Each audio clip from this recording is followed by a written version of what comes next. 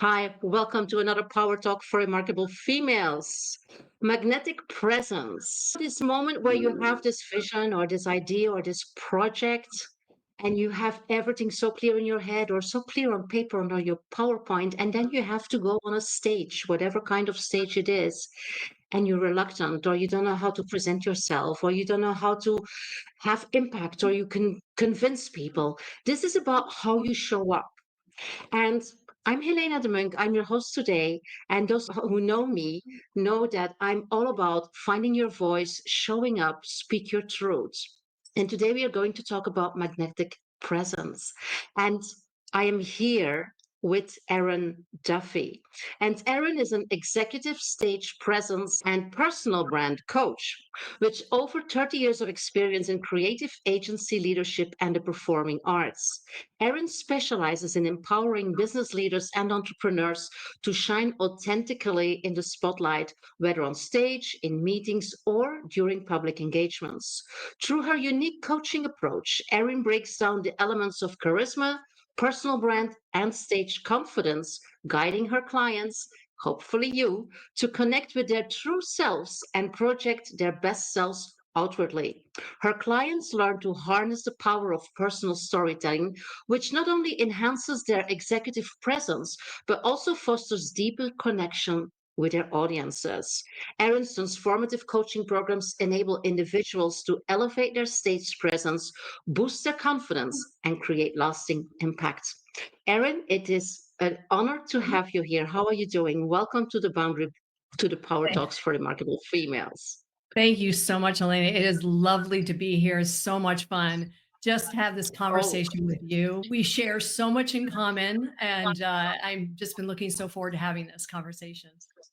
yeah, absolutely. We were saying basically that when you're passionate about something, that time flies, and you, even if you're mindful and intentional, it's you have not enough time to do everything that you wish for.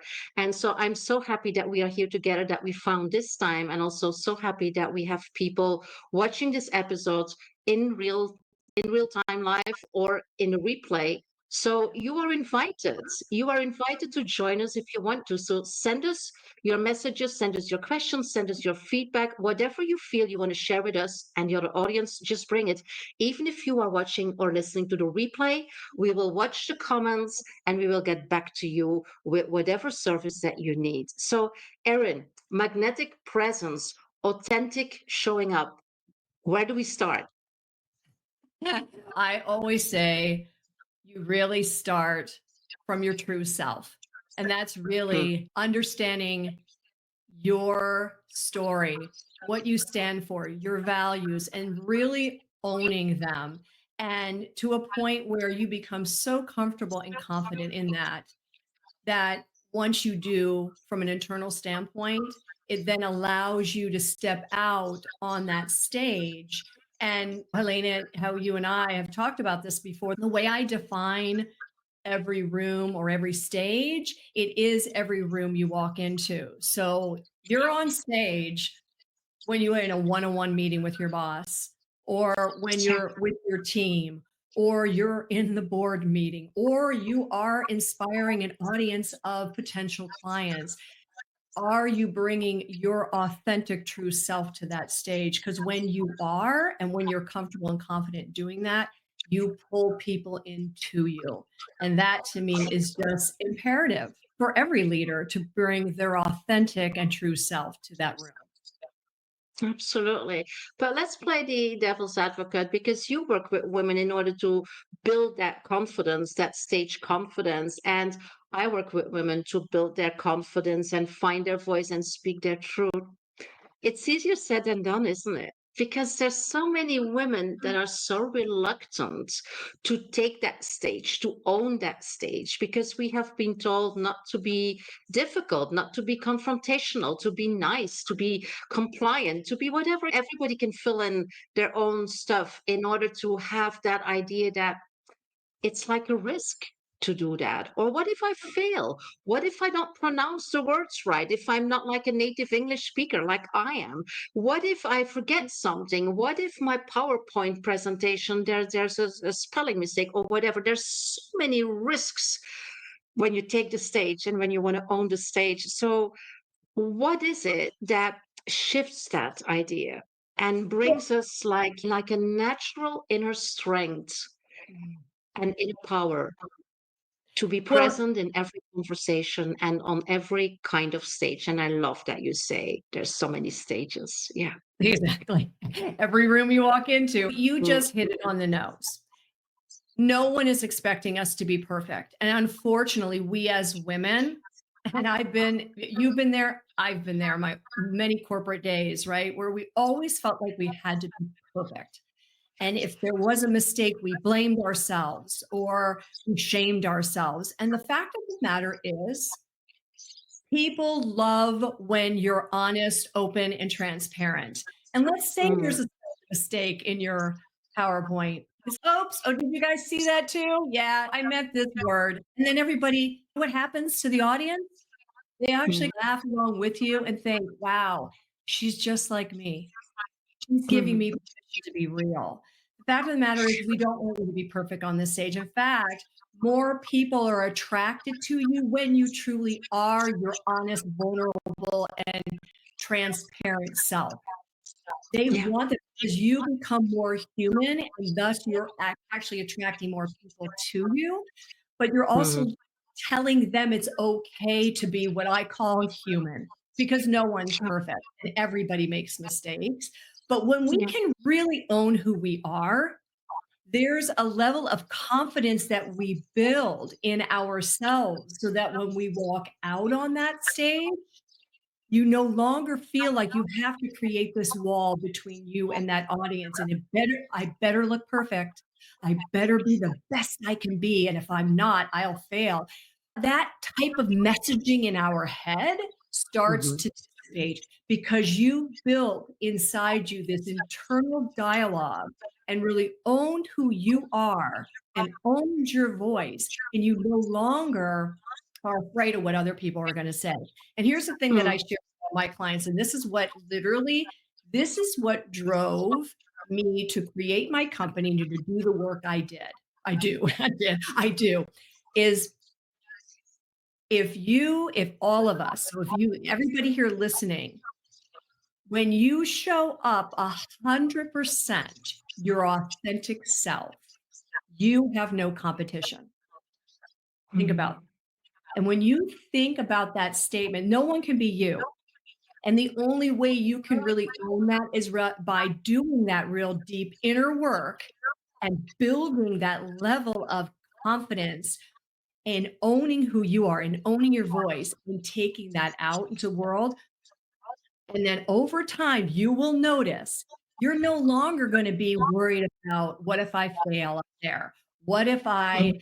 I make a mistake with the bullet point I was trying to state? All those kinds of things that get in our head disappear because suddenly you just are confident in it. If you do make a mistake, you laugh it off. And when you laugh it off, and the audience laughs with you, they want to see something because everybody in that audience has the same fear.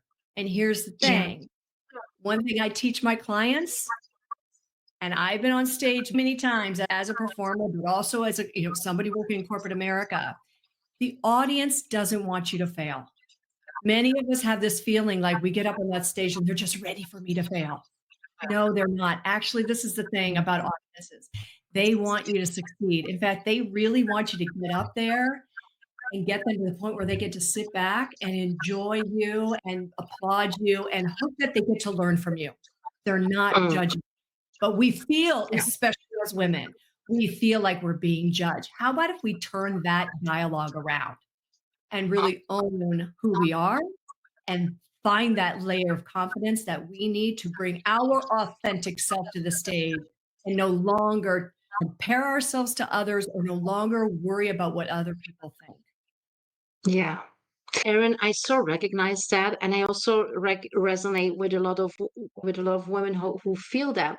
I've been in my job. I've been on a lot of stages, but it was always one on one. And so when I started coaching in 2007, when I started coaching and training, it was like one on few or one on many. And for Yeah. me, that was really a game changer because I had this limiting belief that I was good in one on one. And so, for some reason, in my head, that meant I was not good in one on many because Uh, I didn't find a connection. And so when I gave a presentation or when I gave a training, I spent like until the last minute before I left for the stage, changing my PowerPoint, updating it, all these little things in the just focusing on the layout, focusing on how I would present or everything except building the connection with my audience. mm, And that was mm, exhausting. And it was yeah. not fun until No. somebody told me, don't make it about you. It is about them. It is about your audience and connect with them and see what they need. And maybe they need something different in the moment than what you have prepared for. But then understand that you have all this expertise and all this knowledge and you just switch it instead of sticking to like this strictly prepared layout of what you're going to say and indeed PowerPoint slide deck and bullet points and just be spontaneous, just be yourself. I have experienced that, and it took such a weight off my shoulders. And I Mm, actually started to like work with teams and present on stages and things like that. The moment I said it's not about this PowerPoint, it's not about the shoes I mhm. wear, it is about what can I bring them, how can I serve them, and how can we interact, and it makes such a difference. I guess that resonates. Absolutely. And I love that you said it's about the audience. Know who your audience is.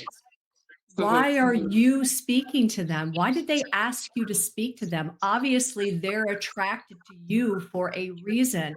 So remember to put them first. And here's the thing I tell all my clients, especially people who are in leadership, your content. You know it really well. You don't need a script. Those bullet points are really important, but realistically, you know your stuff. And when you speak it from your voice, that means when you get up on that stage, the first thing you need to be doing, and I teach my clients this all the time. This is part of what I call your outer game. This is that when you're actually in front of people, it's like when you walk in that room, the room, not the stage. As soon as you walk in the room, you're on stage right away. And you want to Mhm. be really comfortable. And I want you to be relaxed. And I want you to do whatever it takes for you to walk in that room and be really comfortable and confident. But as soon as you're in that room, you're acknowledging the audience. Even as you're walking up to get on that stage, you really want to bring a level of presence that's very much who you are. It's bringing you to that room. And as soon as you walk up on that stage, turn around, feel those feet on the ground, look around and acknowledge the audience, smile at them, catch the eyes of people. Because what you're Yeah. doing there is you're telling the audience right there that, oh, sit back, don't worry, I got this. I'm the doctor, I'm taking care of this. You guys enjoy. And what happens is the audience, one, recognizes you have connected to them. You're just not up there speaking, you're actually having a conversation. You're having a dialogue. It becomes a I like dialogue. that. And then you're saying then, Helena, then you're having more fun because you're acknowledging them. You're looking at them when you're speaking. And you're able to stop if something happens that wasn't planned for, how to react to it because you're very present. You're connected to them and you are Mhm. delivering your message, which by the way, they want to hear, but you're talking and having that dialogue with them. And it's just not just, excuse me, doing a speech. You are actually just having a conversation with people. And when Mhm. you create that level of intimacy with people in that room, it's a game changer. Those people want to Absolutely. know you better. They can't wait to connect with you. They are inspired by you. And Mm. it's for you to realize you as the leader, you as the expert, you know your stuff. Go up and bring you to that stage and bring your content to that stage and have fun with it because you're connecting with your audience. It isn't about you. So I love that you had that aha. I think it's fantastic. Yeah.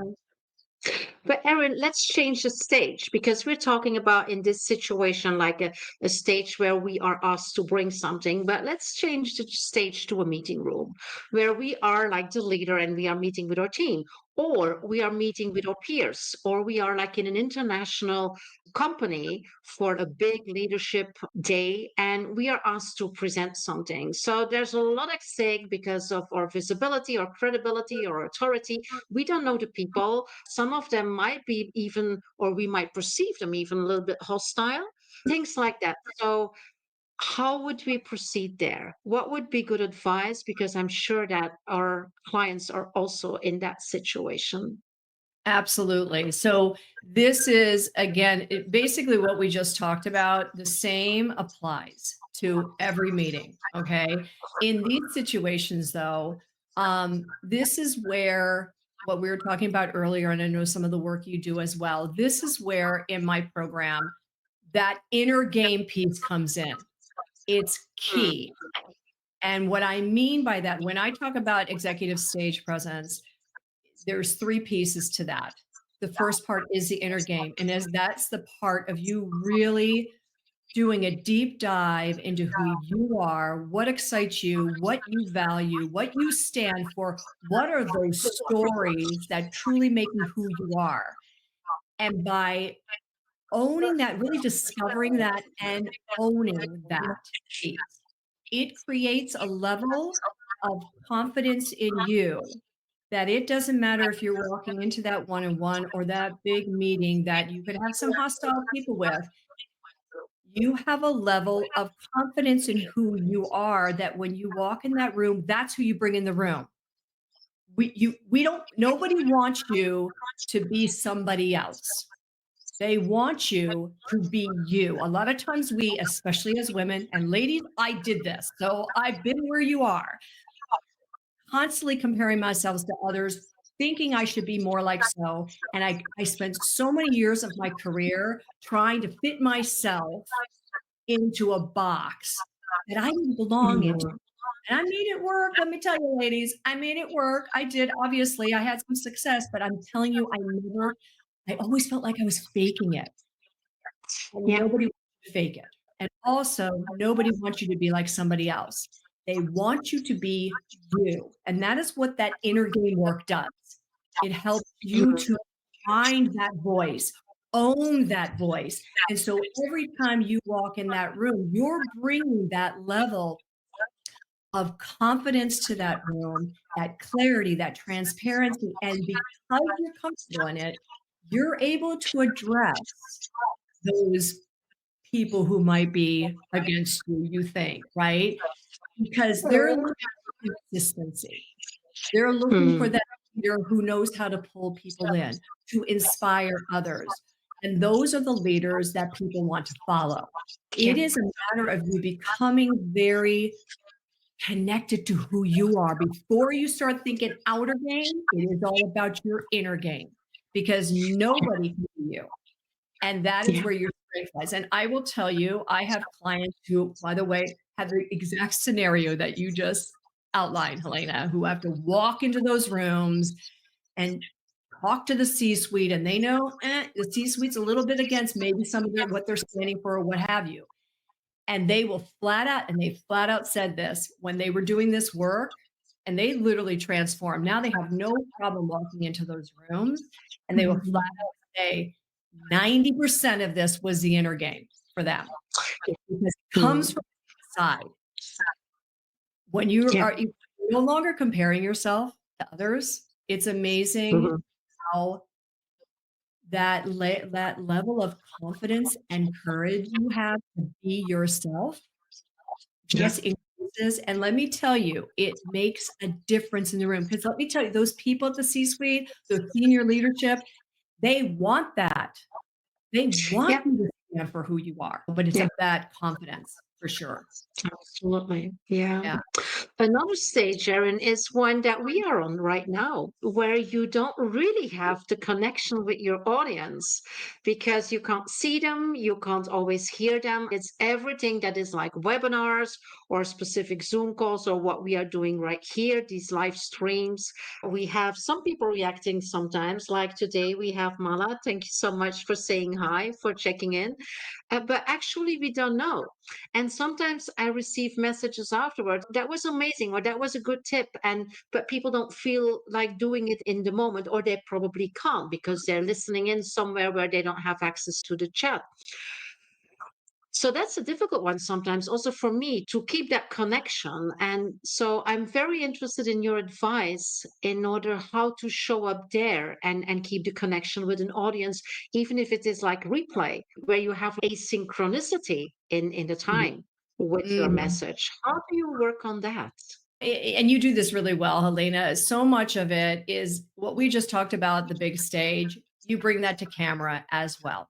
In fact, it's even more Mm, important the camera because you can't touch the person, right? They're not right there, but yet you are touching people. We touch people more and more now because there's so much video, correct? It is really about breaking down that wall, pretending there isn't a camera there. But actually, when you're speaking in that camera and you're, like you said, doing a webinar, let's say, or maybe you're even shooting a video that you want to do on a LinkedIn series you want to do, or maybe you're doing something on YouTube and you're trying to reach your audience, you need to see your audience in that camera. When you're looking in that camera, rather than seeing a camera, what I always encourage my clients to do when they're working on their camera confidence is see who that ideal person is in that camera. Is that your ideal mm, customer? Could be your ideal team member, whoever you're trying to reach, and actually see a picture of them. Actually think yeah, about what they look like. Draw, and I actually have had people like cut something out of a magazine of somebody who looks like your ideal person, and then yeah, always look into that camera when you mm, are doing a video. And yeah, but I don't want you to see the camera, and this is practice, people, but it works. yeah, Person, as if you're sitting across from them having coffee. There's a table between you, and that person's right across from you, and you're having a conversation with them. See them, and you're having coffee at Starbucks. I'm gonna throw that out, right? It will make yeah, such a difference because here's the thing: when you're looking in the camera, and you actually see your person. Everybody viewing it on the other side thinks you're speaking directly to them. And yeah. that is huge, a huge, Yeah. big, big difference. Yeah. Absolutely. And I see that resonates. I see somebody here listening in or watching that says pretending the camera is not there. Absolutely. And sometimes it's very difficult when it's really in your face. But like you say, imagining or even sticking a picture of a real human on your camera and just having that connection.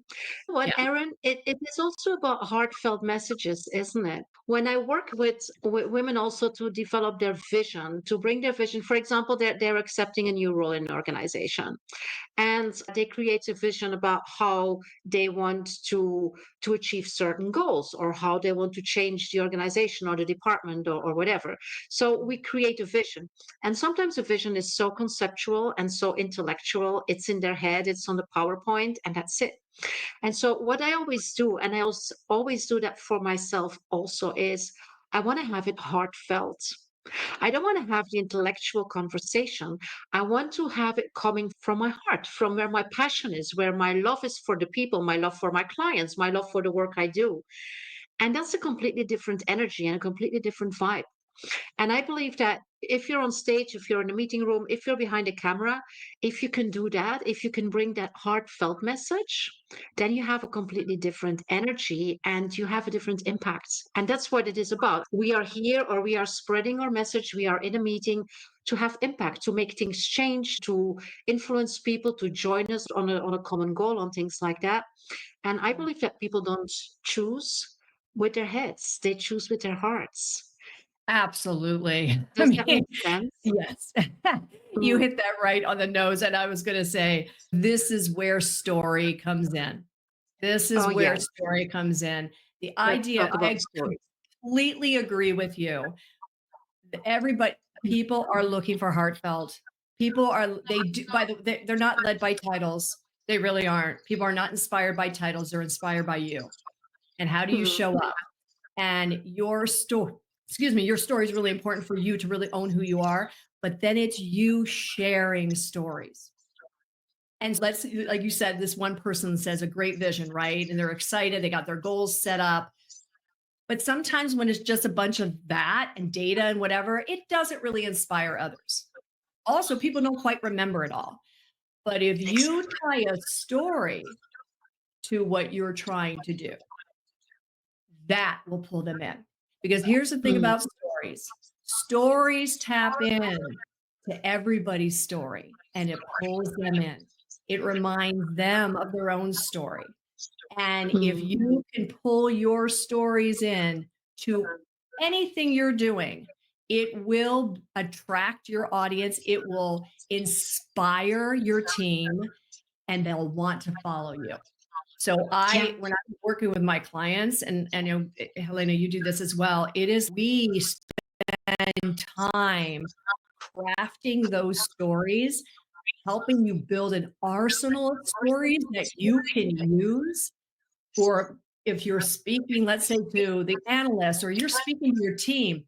Everybody's inspired by story, and it moves the audience to action. And also, people get to know you better. And Yeah. that's what they want. They want to get to know you better, and it's through your stories. And multiple types of stories that I tell every one of my leaders that they need to start creating for themselves and building an arsenal so that they can pull from that all the time, anytime they're getting up to speak. And it makes such a difference. Even if they're having a meeting with their team, using a little Mhm. bit of story can change the tone, the effect, everything in that room. It's very powerful. Another limiting belief that I hear often also in that area is I'm an introvert. I don't want to share stories. I don't want to have these not relevant things shared in the room, or I don't want to talk about my personal life, things like that. So, what's your antidote against that? I've had quite a few clients that are introverts, and I always like to say that just because you're introvert does not mean you can get up and speak. In fact, some of my introverts are some of the better speakers. Introverts tend to be incredible listeners and have incredible intuition. So they can feel what people want in the room and they know how to address it. So if you're an introvert out there, that does not mean that, oh, I can't be a really good presenter. Actually, you make a very good presenter. You'd be amazed the number of actors and actors out there that you admire that are actual introverts.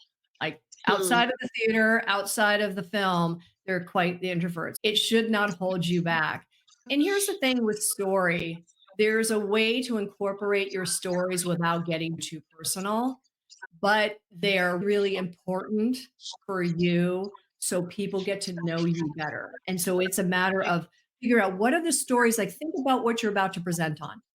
Just think if there's anybody here is listening and you're presenting this week and there's a point you're trying to get through and you realize, okay, I got the data.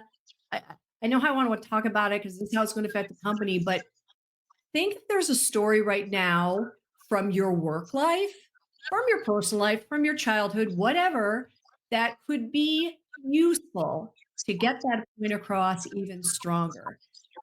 And Hmm. just think, you don't have to write out a story right now and just see how it just changes the way you present the point you're making.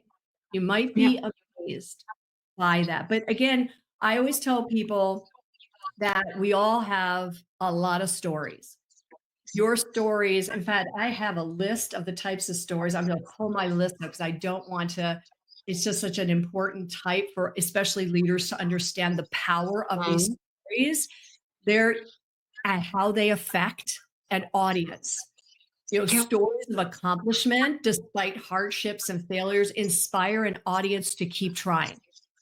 Think about Yeah. your stories of accomplishment, right? Stories of success inspire an audience that they can achieve what they set their sights on. That's another type of story. I bet everybody here could list stories right now just on those two items. Stories of camaraderie project a sense of togetherness and community amongst the audience and inspire Mm. action. Stories of discovery create an aha moment for the audience and encourages them to see things from a new perspective. So think about, what are your stories of aha? I bet you could build an arsenal of those right now that you could use. Stories of risk. Show your audience that without taking a chance, great rewards are not possible. I can only imagine the leaders listening in today, how often you've taken risks, how often you've Mhm. done. Are you sharing them? Are you using them to bring a point across? And then here's a great one: stories of humility, groundedness, and self deprecating humor endear your audience to you and shows them you do not take yourself so seriously. And I would Mm. bet everybody listening right now can remember being at a presentation or an event, and you remember the speaker doing that, exactly that, or any of these, and you were inspired and moved by them. What if we Yeah, all did? Makes a huge difference. I love that. I love that there are so many different types of stories that you can create.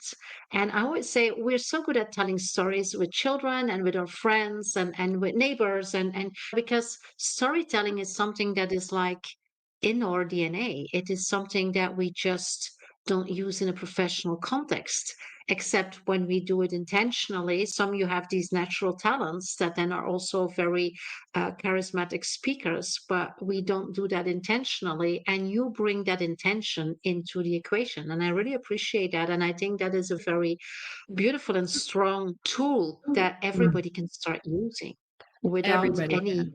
problem. Mhm. And if you don't feel this creativity bursting, then maybe you can have conversations with somebody you trust on the work floor, or a friend, or an ex-colleague, or a mentor, and Yeah, start having conversations, and these stories emerge. It's like when you go absolutely. have a drink Mhm. with a friend, and you start talking, and then these stories emerge. I guess they can as well emerge in a professional context. And it's just about being intentional about it and being aware of, oh, this is a story. Let me take this. Let me keep this in my repertoire. That's such a Yeah, yeah, nutshell. because Yeah. I love how you said that. It is your repertoire of stories, and you had Mm. asked a question earlier about, well, what people don't wanna share personal stories. Here's the thing, just start with your work-related stories. Start be just that list I just gave everybody, I bet you could right now just work-related stories.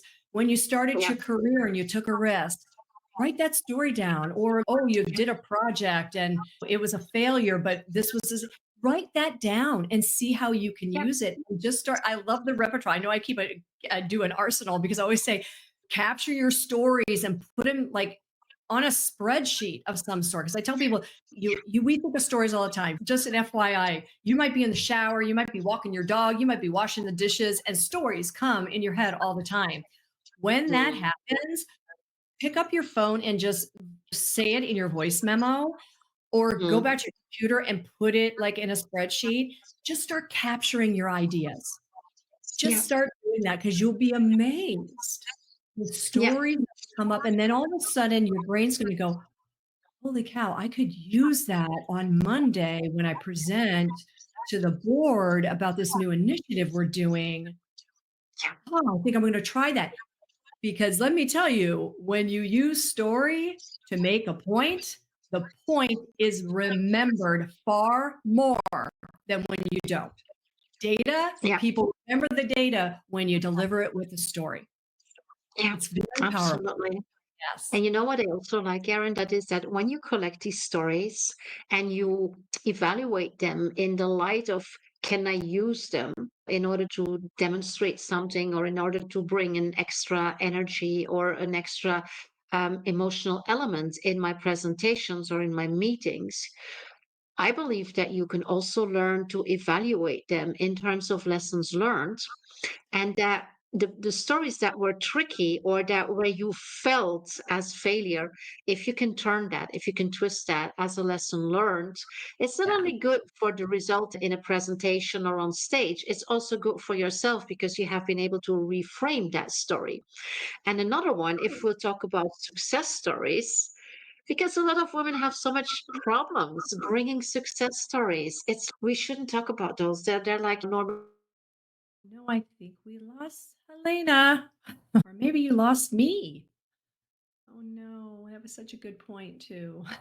We're going to try to get Helena back. Or get me back. I don't know which one. Oh, looks like I'm still on. If anybody's watching, am I still on? Yes, we were thrown off our stage. We did. I'm like, I think we lost Helena. Then I thought maybe you lost me. And I think you froze again. Did you freeze again? Oh no. Oh, there you Yeah, are. You're back. Okay, good.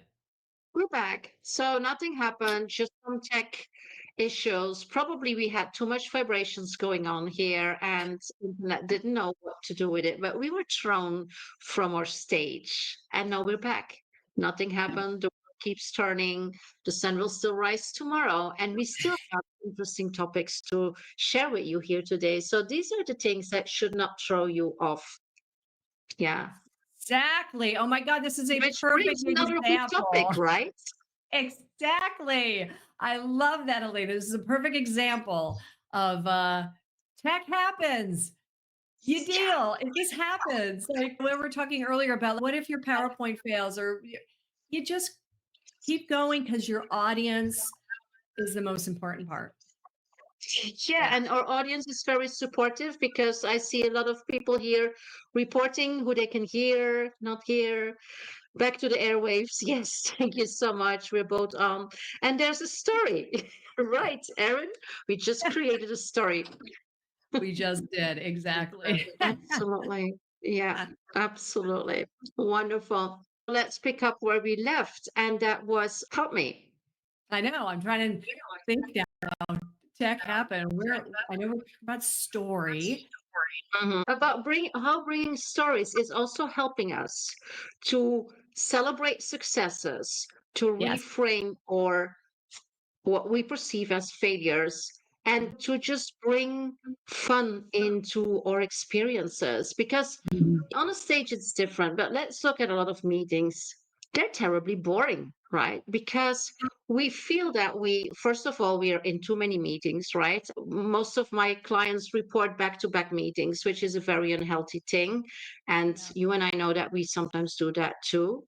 But Mhm. then it's like always limited on time. And so we try to be as efficient as possible. But that doesn't mean that we are effective because effective means that we have an impact. Efficient would mean that we have crossed all the points of the agenda.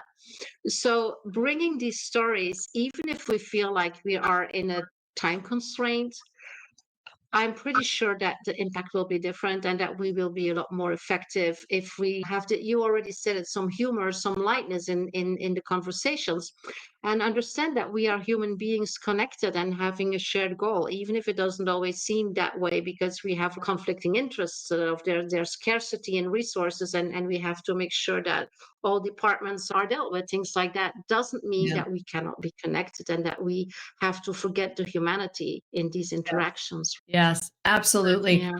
One of my favorite stories types that when I'm working with my clients is what I call successful failure stories.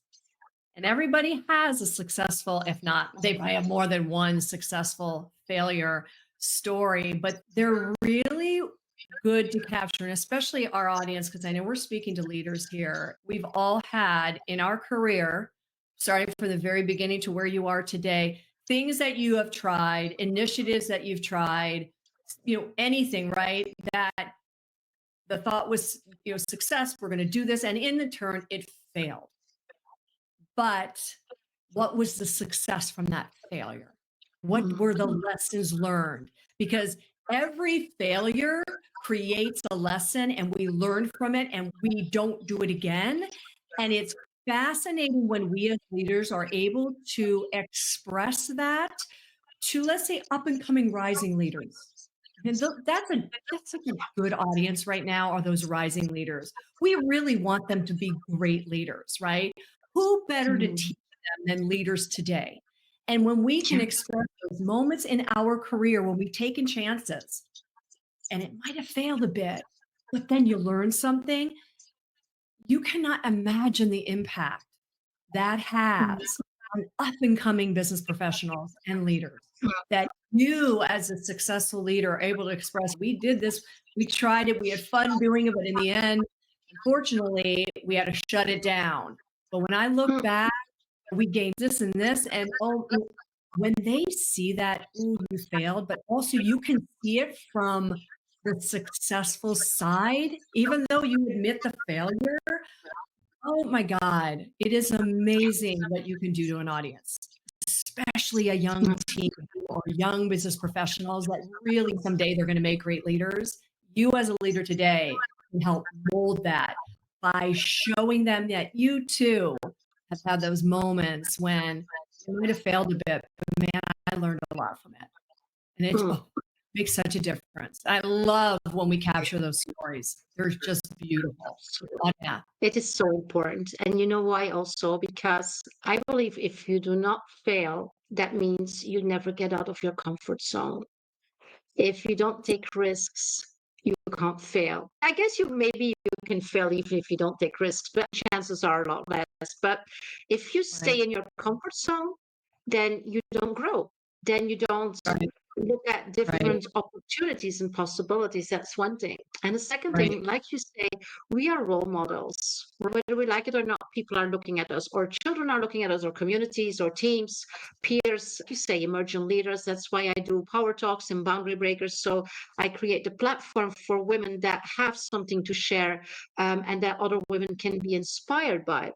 And if we look at how things are organized, I would say orchestrated in society right now, especially with social media, everything is shiny, everything is good, everything is success, everything is beautiful, and it's not.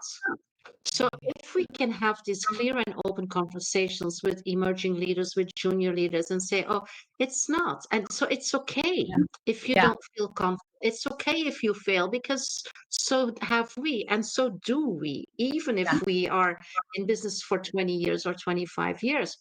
Because it is about, and this is something very important for me, it is about what is your definition of success and what is your definition of failure. Mm. And I'm, I would say, please create your own definition of success and create your own definition of failure, and create them in a way that they align with your values, that they align with your vision, that they align with who you are as an authentic soul. And don't bother about what anybody else says about success and failures, because they're not you. And it might work for them or not. I hope it works for them. But for you, define your own success and define your failure and combine them. Like you say, combine them basically, because failure can also lead to success if only you learn from it, if only you can share that as something valuable for other people. Where's the failure? I just love that. And this is why years of my work align so much and how why we just I always love talking to you because you just hit it right on the nose. And when you understand your definition of success, your unique definition of failure, and you own that, and you're no Mm, longer thinking, oh, it should be more like so and so's, or oh, that's not good enough. It has to align with who you are, your values, what truly defines you. And yeah. when that happens, then you have a level like we've been talking this whole conversation, this authenticity and this confidence where you're no longer comparing yourself to others, but you're also just being you. And the Helena, I think you agree with me. This is what allows people to feel so comfortable in the room because they Yeah. know what defines them and what's important to them. And they're no longer wasting time comparing themselves to others or thinking they should be more Yeah. like somebody else. They've taken the Hmm. time to say, no, this is who I am. This is what success means to me. This is what Yeah. failure means to me. This is what I'm doing for me. Totally aligned with Yeah. your values, right? Who you are. Absolutely. And that's what brings that level of just contentment and comfort, even in the highest stakes situation, because Yeah. you know who you are. Absolutely.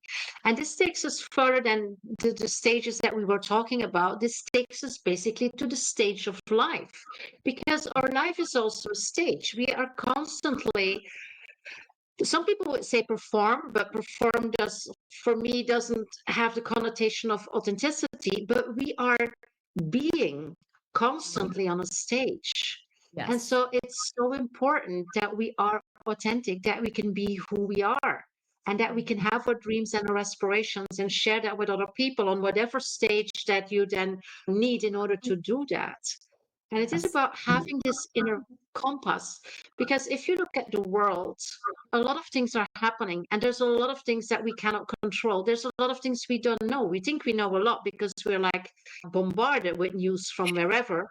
But basically, we Right. don't, there's a lot of things that we don't know, or that we only know for a part. But what we can know is ourselves. We can know our values, we can know our truths, and we can have that as our inner compass. And we can have Yes. that as the way that we show up and the way that we interact with other people. So it is about how we look at ourselves and the conversations that we have with ourselves. It's about how we look at other people and the conversation and the quality of the relationship we have with them, and then how we look at the world and the Yeah. relationship that we have with the world. And this is basically what you call this inner work. And it's not Yeah. something you Yeah. do like that. It's not something you do overnight. And I would even No. say, Erin, if I might, it's not something that you do alone.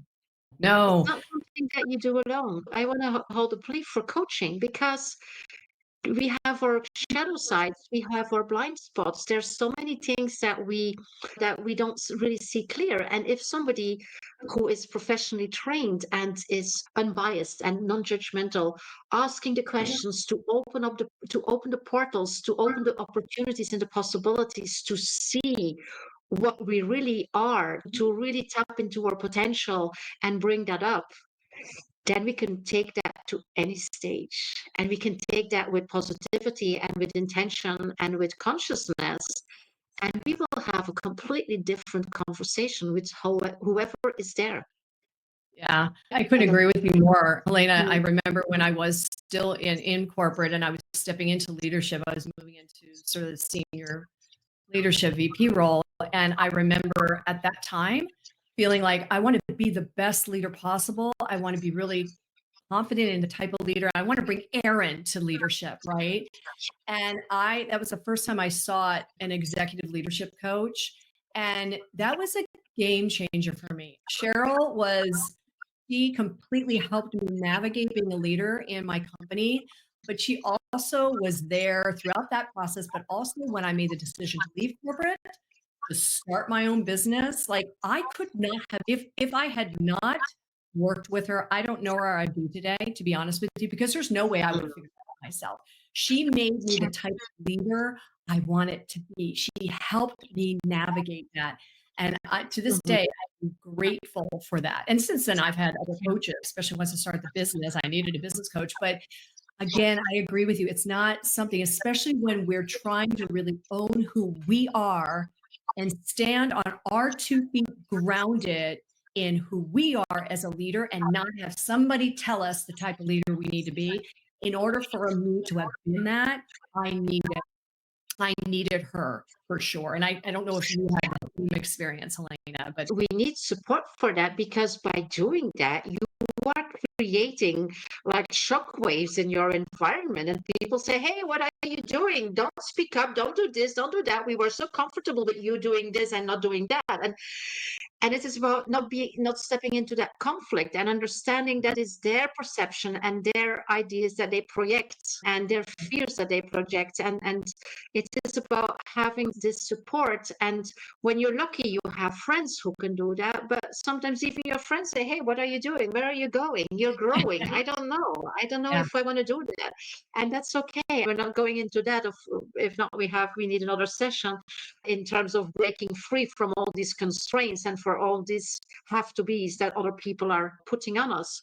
But it is so important to have your network of support that is yes, really, that has your back, yeah, that doesn't have any interest if you are failing, or if you are struggling, or if you are delaying things. That really has your back. It is important. I still have coaches. I absolutely. can't imagine not having a coach or not having intervention, because it is so Yeah, important for growth, and to yeah, sometimes really say, I see something that apparently you don't see. And I say, oh, yeah. really? Where? And there we go. Yeah, it's Yeah, amazing. it's funny. I've heard the term as well, and I like where you're going as far as having a group of people, your personal board of directors. And I've heard this and I'm like, I love that term. My husband has that for when he started his business. And I have people around me as well, but I like he calls it his personal board of director. But man, it's powerful to have that. Yeah, That people are going to say, "Oh, yeah, they know you well enough." They're also going to hold you account. They're going to be thinking about you and wanting you to be a success, but they're also just not going to, "Oh yeah, you're fabulous." No, they're going to be truthful with you, and it's nice to have that around you, especially as a leader. yeah, Especially as a leader. Yeah. absolutely. Erin, how can people get to you? And do you have a freebie or a taster in terms of becoming this magnetic woman showing up on stage? How can they get to you?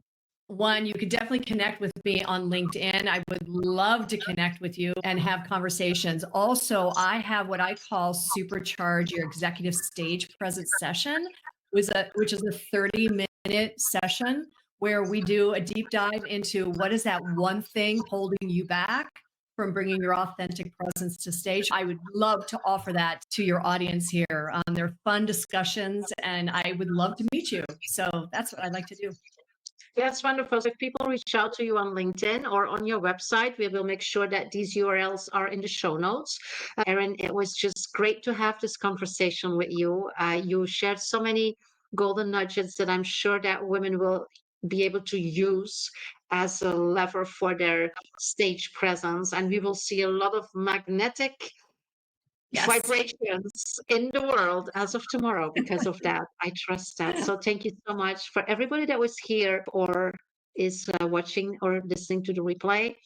Just reach out to us. If there's anything we can help you with, just reach out. We are only a message away and just start trying. There's so many nice things here that Erin brought as amplifiers of your stage presence. So try them and don't try new things that you don't feel comfortable yet on the biggest stage. Do this step by step. You can make baby steps if that works better for you, or if you're very bold, then do it on a big stage. Why not? What's the worst that can happen? And hope to see you again next week. Thanks for being with us and take care from this online stage. Bye bye. Bye bye.